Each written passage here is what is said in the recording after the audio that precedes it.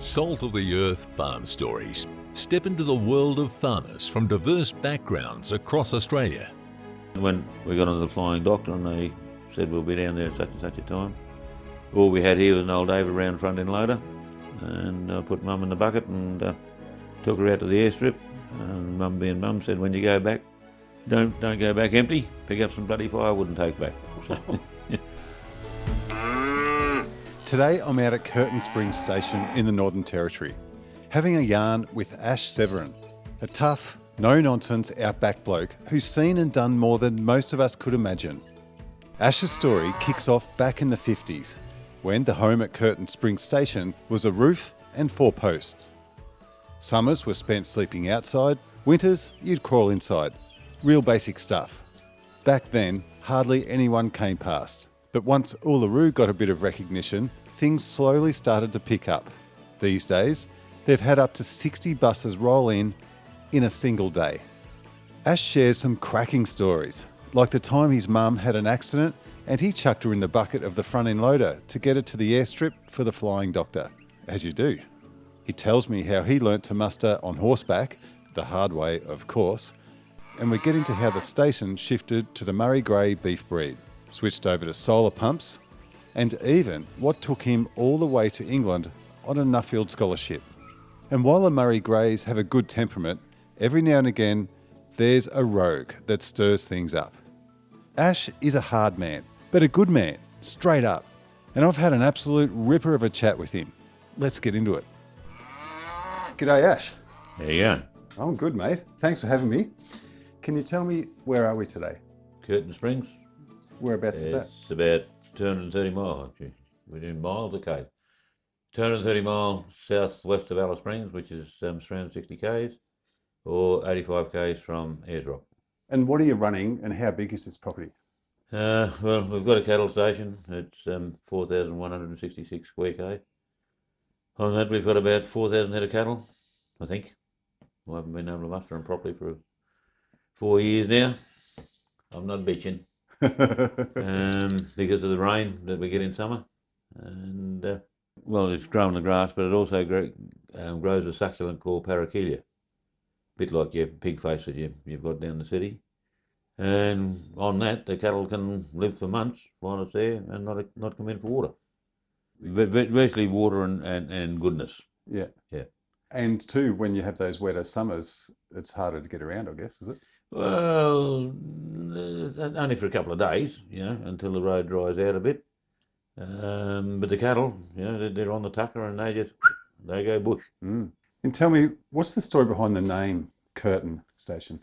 Well, the original people that came out here, the Andrews family, the old fellow was a bit of a red ragger, and by that I mean a communist.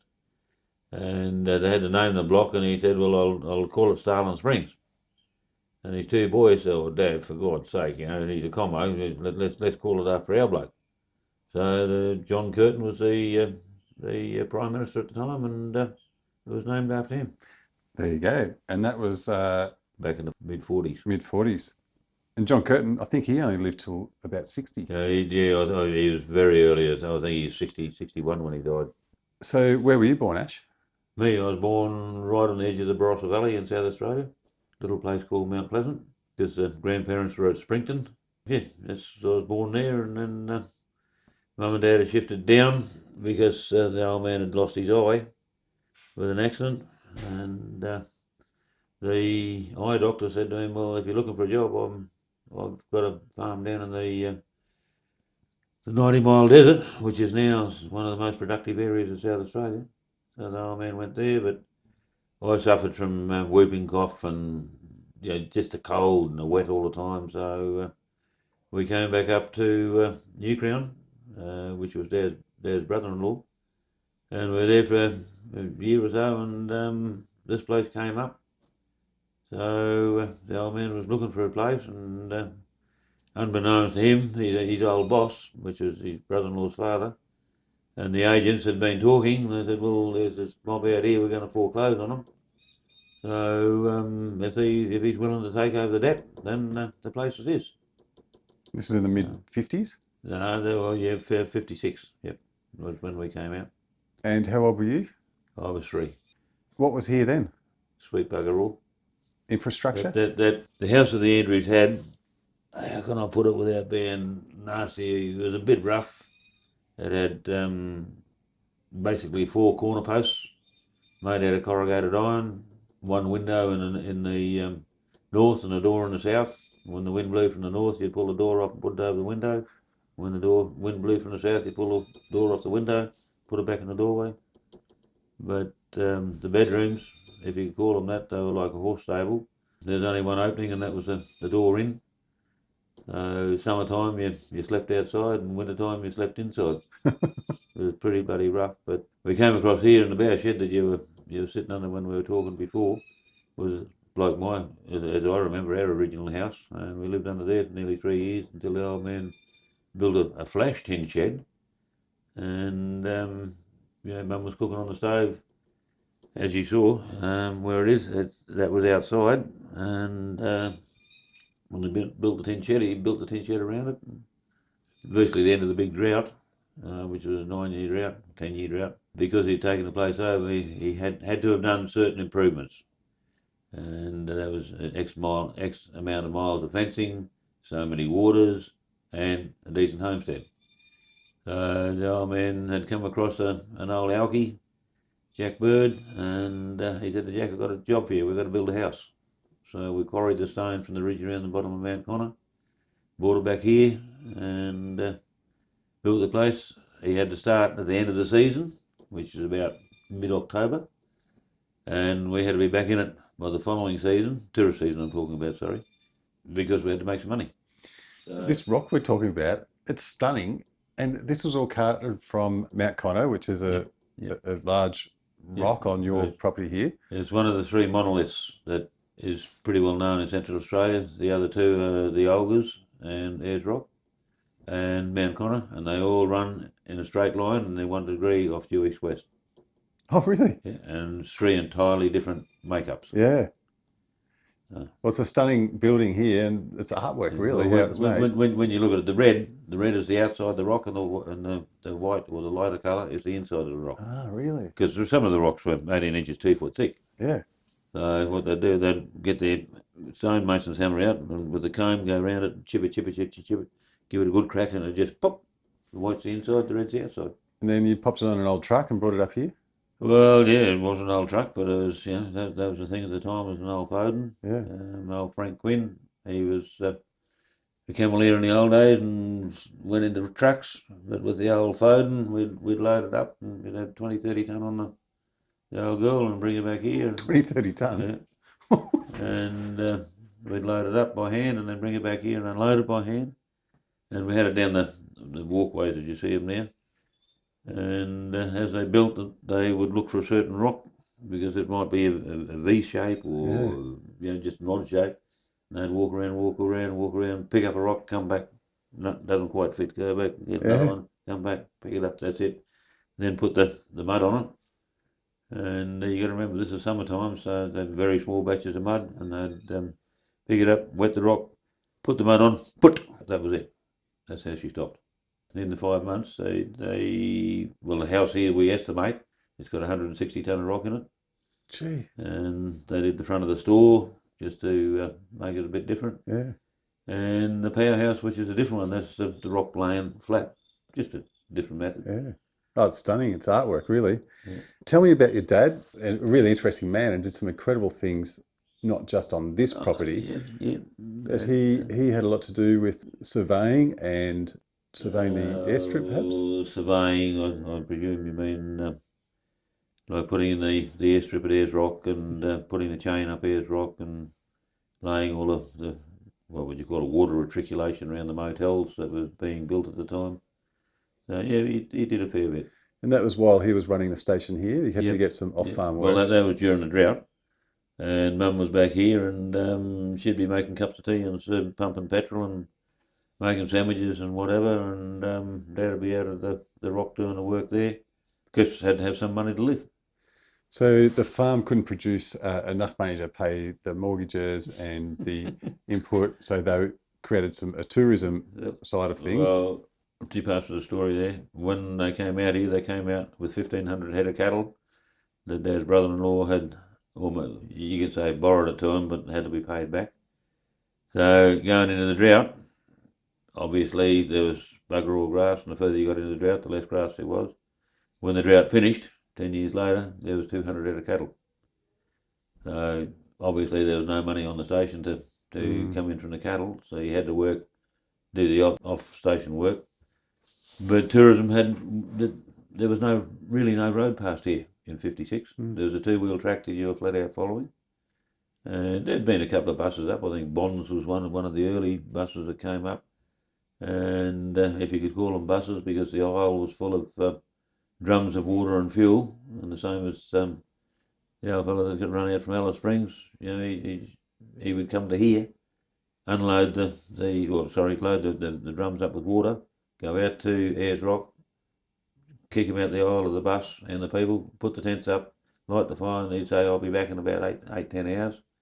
And he'd come back to here, which was about a 3.5 hour trip, and fill up the water drums, and then back to Ayers Rock, and then they'd do the walk around and have a look and take their photos, and then load up again, and then come back to here, drop the drums off, and fuel drums, take them into town. And one day when he was doing it, and the people were there, Mum said to him, why don't I make a cup of tea and make some scones? And he said, Madam, you're in business. And the old man said, well, we're pumping the bloody, you're carting your own fuel. Yeah. And in summer, the petrol's boiling in the drums. He said, if I put in an underground tank, will you buy your petrol from me? He said, most certainly, sir. He went from carting 6 to 8 people, which was that's all the bus would take, with the rest of the bus taken up with drums and fuel and water. Then he could cart 15 to 20. Because the road from here to Alice Springs was bugger all. It was a 2-day trip. Wasn't sealed then, obviously. It was just dirt. Yeah, and the rock wasn't really even recognised as an icon back then. No. People like Bill Westlaw, who ended up working for, what's his name, Reggie Ansett, and they'd get the girls, and the same as old Eddie Canellan. He was an outback mailman. They had their little girls who would go around and spruik about the place, and a bit like your tourist commissioners now, but they weren't paid anywhere near what they get now. No. As anything with the government, mate, I'll tell you now, they don't work and they get paid well. Those girls work, so they pushed it, and really, I suppose, tourism really didn't start until about the 60s, early 60s, because old Len Stewart was, as I said, was a pioneer. You had Reggie Ansett came in with his buses, and CATA, which was 4 or 5 local people, which was Central Australian Tours Association. One was owned by the pub. One of the owners was a publican. The other bloke was a truck driver who owned a truck business. And there's people like that, and they formed this association. So CATA run out from Alice Springs. And you look at some of the buses they came out in then, and people wouldn't even get into them now. But they were top of the food chain at that stage with the calibre of the bus. So it got busier and busier as time went on, with cars going past and more people stopping? Well, by about the mid to late 60s, and I'd say the late 60s, early 70s, we were averaging around about 30 buses a day. And when I'm talking buses, I'm talking buses that carry 40, 45 people. Our record, after the big rain, we ended up with 62 buses in one day. Wow. Yeah. Have you got brothers and sisters, Ash? No. The old man always told a story that he tried it once and didn't like it. And I don't know, he never told me which it was. Maybe you were just the ideal child, mate.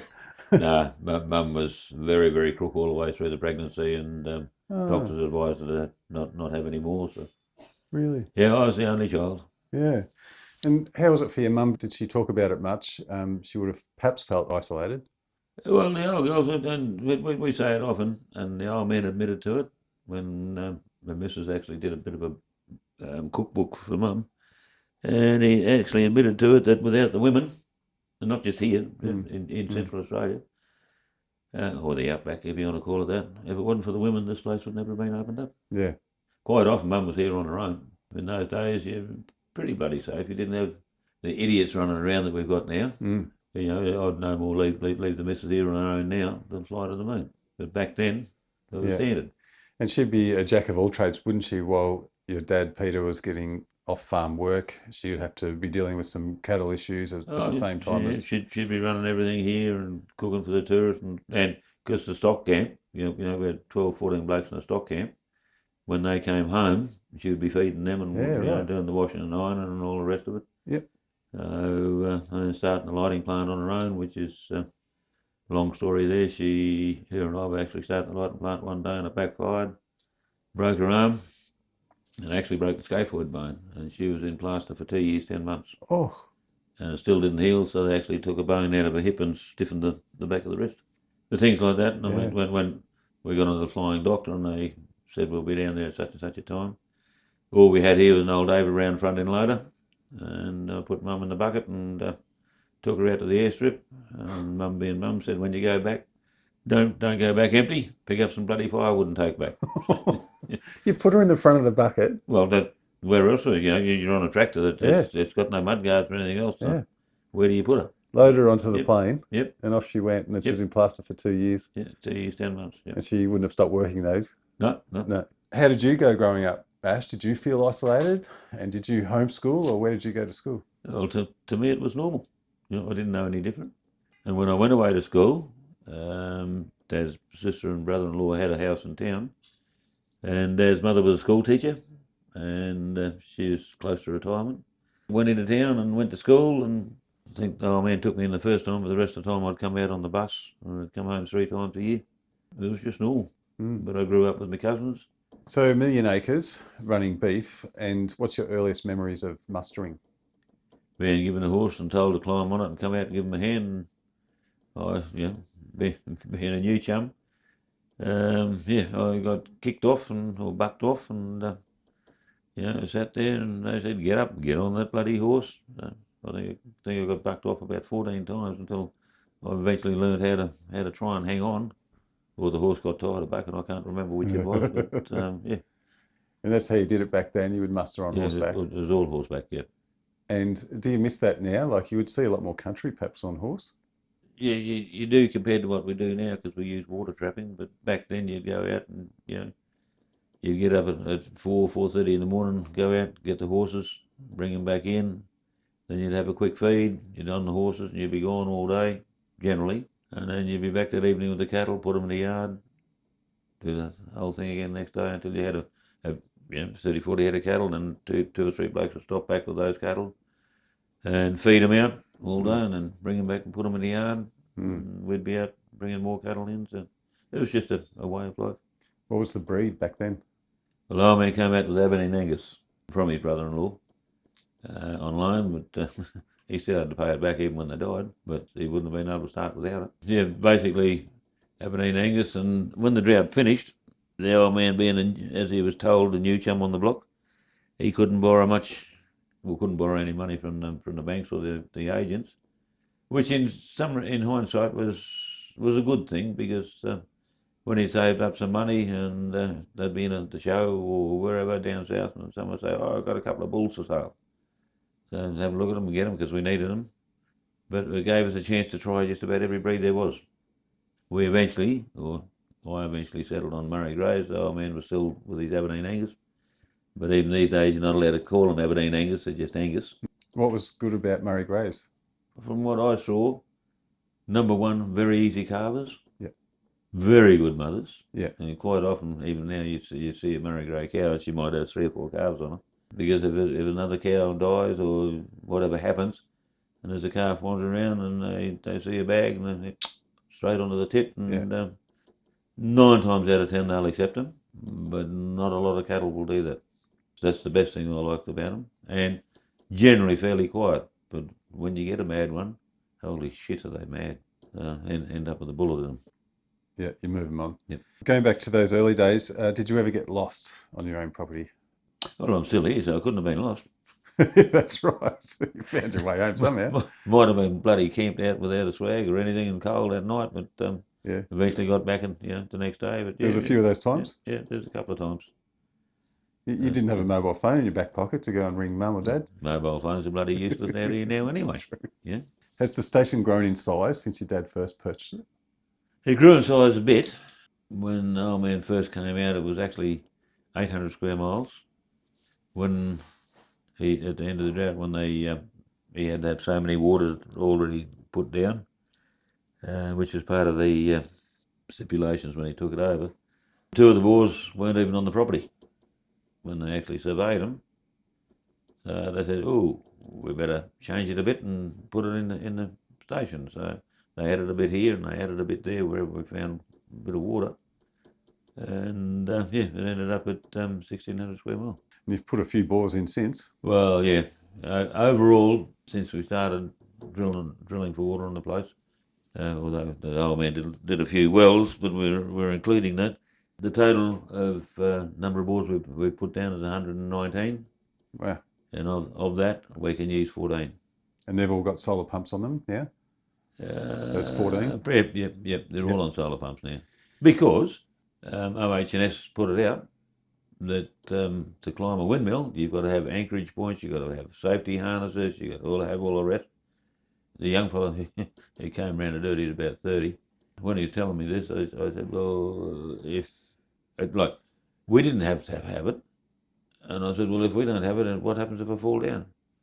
He said, don't get smart with me, young fella. Oh. I can remember him pointing the finger, and I thought, oh, the warning bells were going in the back of the head, and I thought, I'd better shut up here, I'm going to get into trouble. Yeah. But yeah, it didn't matter about the old man and me. We didn't have to have a safety harness, but the blokes that were working here did. Or the trespasser.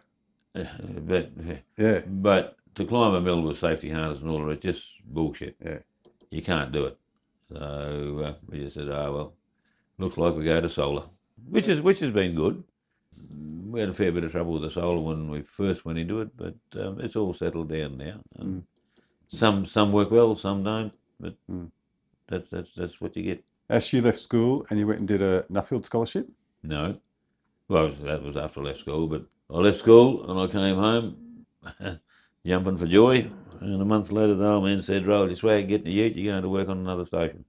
And the reason being, he said, you're not learning what I learned. He said, go and learn from someone else. See the conditions, see the bosses, see how they're handled, then you can make up your own mind and come home.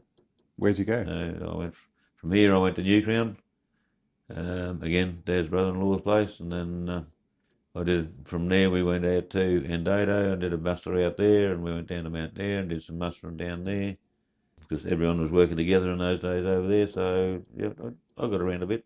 And I came home 18 months later and been here ever since. And the Nuffield scholarship? The Nuffield scholarship, that was 80, I was awarded it in 86 and travelled in 87, but to go back to the story, the bus company was supposed to go, do the tours around Ayers Rock and the Olgas, and it had rained, and there were still dirt roads out there, and they couldn't get to the Olgas. So the bus driver said, well, we got in and fill in the afternoon and we'll go down to Curtin Springs, and the old fellow down there, Peter Severin, he'll give you a bit of an insight to the country. So they got here, and there's just the old man and me here at the time, and I got called up from the garage covered in grease, so I just wiped my hands, and the rest of the overalls and everything were all greasy, but that didn't matter. So I was in the store working, and this old bloke and his missus came up to the old man after his talk, and he said, my name's Ron Bailey, I'm a past Nuffield scholar, but he said, I think your boy would fill the bill for a scholarship, I'll send you some information. So, which didn't mean to say I was going to get it, but you filled in the information, and a couple of months later I got a telegram, if people can remember what a telegram was, and it said jump on the plane and come down to Melbourne and to the interview. So I went down to Melbourne. I put on the best clothes I had, and it was a brand new shirt and a pair of white moleskin trousers and my riding boots polished up. Went into the interview. There was about 8-10 blokes sitting there, and I felt like I was in the dock on a jury box. And I looked around. I saw this Ron Bailey, and I just focused on him. Anyway, they threw questions at me left, right and centre. I came out and there's another bloke there, and he said, how you going? I said, I think I blew that bastard. You would have been looking sharp though. Well, we went out to tea that night, which was the thing that happened in those days, because back then you had say, Tasmania and Victoria. Then you had New South Wales and Queensland. And then to fill in the rest of Australia, they had South Australia, West Australia and the Territory. So you only got a chance every 3 years. But we went out for dinner, and the bloke who was running Nuffield at the time said to Ron, he said, "Look at this fella. He hasn't even got a bloody suit on." And Ron said, "But if you look at him from where he comes, they don't wear suits, but you look at his shirt, it's pretty virtually brand new, trousers are clean, and look at his boots, highly polished." There you go. Anyway, we went out for tea, and they called out one bloke's name, because there was about, if I remember rightly, I think there was 8 of us there, and there's only 3 scholarships. And they called out one bloke's name, who was from Western Australia, and he went up, got his tie and a ticket to travel to England. Called out another name, he got a tie and a ticket, and my name was called out. And I was stunned and amazed, and walked up there, and they said, "Well, we don't know what to do with you. Here's your tie, but we don't know what to do with you because where you said you wanted to go, we don't travel, but we'll work it out. We'll get back to you later." And I thought, well, Jesus, yeah, I got third. That's not too bad. Got a tie. Well never done. wear them. So I came back home, and then a month later they got on me and said, "Right, you're travelling with the rest of the boys. You get on the plane, get down here, and away you go." To England? Yep. Yeah, everybody went to England those days because Nuffield was started by Lord Nuffield back in the 40s. He was divesting his fortune because they were frightened of the commies taking over the world. And he divested his fortunes into various things, and one was farming, another one was nursing, and so that's how he divested his fortune. And the idea was they'd bring the colonials back to England and teach them how to farm. I didn't see any country over there that looked anything like my country up here. Yeah. And in fact, the first farm I went to, we were given a card by the Milk Marketing Board, and I pulled up at this farm and knocked on the door and introduced myself. And the farmer said, "Well, we'll go down and have a look at the top paddock, and I'll show you what I've sown in there." So as we walked down, we went past, I presume, the garage or whatever the building was. And I suppose I was like a blue heeler dog. I thought, well, there's a motor car, so I jumped in the motor car and he kept walking. I thought, ooh, obviously we're walking. So we walked 100 yards, so to speak, and we're in the top paddock, and then we walked a couple of 100 yards south and we're in the top paddock, the bottom paddock. So my biggest thing that I found on my Nuffield scholarship was the closeness of everything over there. And I mean, nothing against the farms, a 400, 500 acre farm would grow more than I ever could. So on a 1 million acre farm. So you just had to readjust your brain to come down to the density of it. Anyway, I did my scholarship. We went over to part of the tour that was organised for us. We went to Brussels. That was the head of the EU at the time. And then we went through France, came back to England, and then we were free to go and do our studies. I made a few contacts. So I ended up down in Israel. Did you really? Yeah, I was studying saline irrigation and embryo transfer. Right, yes. I did the saline irrigation down in Israel, came back to England and got onto an expatriate vet over there and studied with the embryo transfer. And I was away, all told, I was away nearly 8 months. And then you got onto a particular semen over there that you brought back, is that right? Oh, yeah. When I was over there, we went to the Paris show. Holy Jesus, is that a big place. I saw these cattle there, and I mean, I thought they'd been hit with an air compressor and blown up because, Christ, they didn't look like cattle to me, but they were muscly. They were called the Belgian Blue. So I thought, well, when I get home, if I can improve my cattle and get more beef on them, I'll get some more money. Because you don't get paid for bone, you get paid for the beef.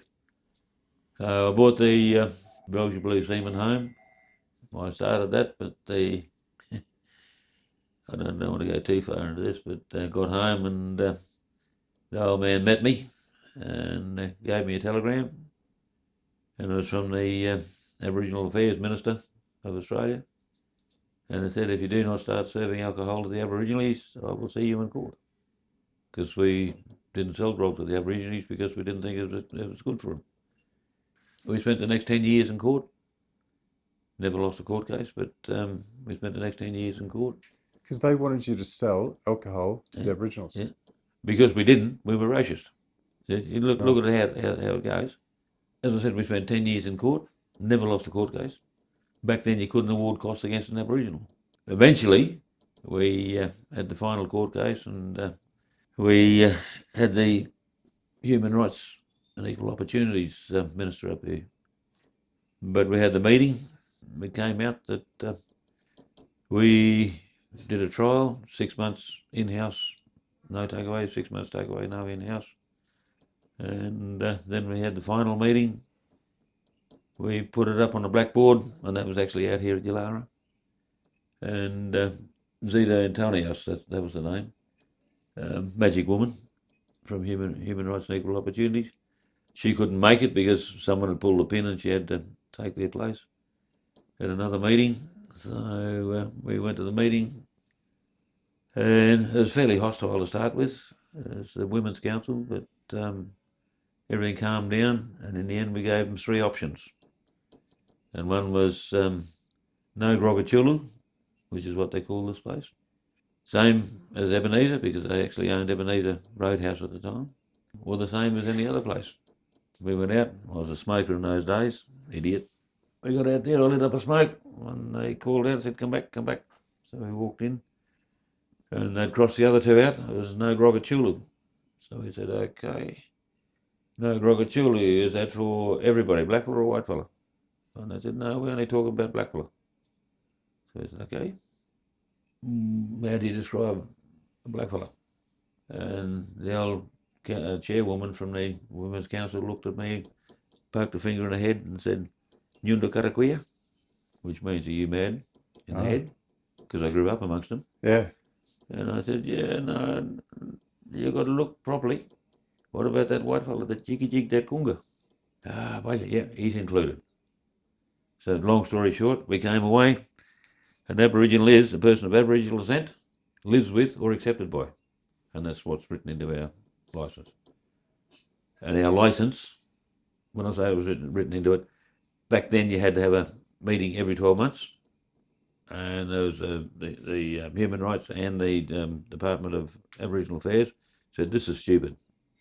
Just write it into the licence. Because we were doing well. It was only our grog that hurt the Aboriginals, but we weren't selling any, so it was good. But it's written into our licence, it's not appended to, which means if they want to change it, they've got to change the whole licence. Anyone else, they can say, if you're doing the wrong thing, done, you're out. You lost that part. But ours is in the licence. And the licence is for the term of my natural life. Right. So that still stands today. Yep. There you go. Yep. Oh, interesting, Ash. So going back to the ET or the embryo transfer, you were putting some of that semen into your Murray Greys then, or was it into that Angus? No. Some of the Murray Greys, some of the Angus, I was putting it into anything I could get my hands on at that stage. Because again, we're into a drought again. Yeah, and those genetics are still perhaps stand on the property today? The semen that I brought home was obviously I had to store it, and we stored some in Alice Springs and we stored some down south.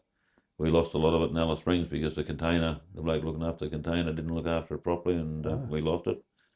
But the embryos, I had a couple of embryos but lost them. Yeah, I put the semen into anything we could, but it was too hard up here to run it. So we actually got onto a farmer down south, and he was quite happy to carry on what I was doing up here. And the idea being that he had some cattle, he was a school teacher, and he'd take the kids out to his farm, and they'd show them all this and run them through and do watch the AI, artificial insemination. The school calves, when the cow calved, were theirs, or we could buy them. Then we would buy or pay for the calves that were born on his farm at the going price, and that's how we kept our breed going. Yeah, and then you'll bring a truckload up here. He'd sing out to us at 18 months or so and say, righto, they're ready to go. So we'd put them on the truck and bring them back up. And we actually only finished that the other day. Right. And that was down near Casterton, wasn't it, in Victoria? Yeah, down at Casterton, yeah. And they've got quite a quiet temperament, don't they? Like anything, if you handle them every day, they're quiet. But they're generally a quiet breed. But when you do get one that's a bit wild, he is absolutely bloody mad. So he normally gets treated a little bit differently, he ends up with a little piece of lead in the head, and you've got no more problems. Yeah. Otherwise, he'll stir up the rest. They're just mad. Yeah. When you get one that's not there, he's completely mad. And I've never found out which, and it only happens every now and again, and I've never found out which cow was was the mother of that calf. So it's obviously something in the genetics somewhere that was passed down, because as I say, you only get one calf every now and again. Well, we went down to do some branding one day, and this calf, he was about, I'd say, 6 months old. He came out of the mob, and we're in the round yard, and he just hit the gate. And he hit it that hard, he busted his nose, and when blood was coming out, and the snot and froth and that. And he just continually belted into the gates. So I said to the missus, we'll go down the corner and we'll do the cattle down there, and when we come back, if he's still alive, we'll see what he's like, and if not, I'll put a chain on him, drag him out. We come back and he's just... He killed himself? Yep. Oh! That's what I say, when you get one that's mad, they're bloody mad. Yeah. Well, to me, they're the best cattle, but you ask an Angus bloke, and the Angus are the best. You know? Yeah. Brahman, they say the Brahman are the best, but... Yeah, I'm getting that. That's part one with Ash Severin out at Curtin Springs Station. What a life, hey? From loading his mum into the front end loader for the Flying Doctor, to mustering cattle on horseback, to trips to England and breeding the Belgian Blue. Ash is the real deal, hard as nails, but with a lot of heart. Stick around, part B is coming up. We go even deeper: fires, camels, heartbreak, and one seriously close call in the cattle yards. You don't want to miss it. In the meantime, keep your hands dirty and your spirits high.